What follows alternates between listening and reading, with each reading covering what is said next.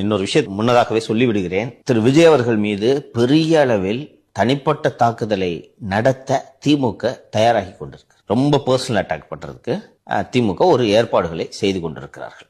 அது அந்த அளவுக்கு அந்த இழிவான வேலையை அவர்கள் செய்ய மாட்டார்கள் என்று நான் நம்புகிறேன். அதையும் எதிர்கொள்ள விஜய் தயாராக இருக்க வேண்டும்.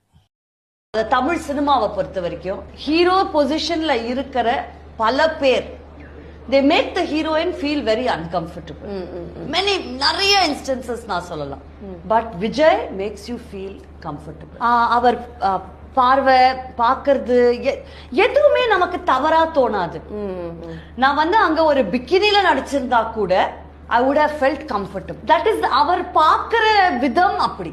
புரியுதா? இப்ப நான் ஒரு ஆப்ஜெக்டிஃபை பண்ணாம லைக் கரெக்ட். பிகாஸ் நான் ஒர்க் பண்ண எத்தனையோ ஹீரோஸோட வெளிப்படையா அவங்க சொல்லலைனாலும் அந்த ஒரு பொண்ணுக்கு தெரியும் இல்லையா, ஐயோ அவன் ஏன் இப்படி பாக்குறான் நம்மள, அப்படி இப்படின்னு கொஞ்சம் ஒரு அன்கம்ஃபர்டபிள் ஃபீலிங் இருக்கும்.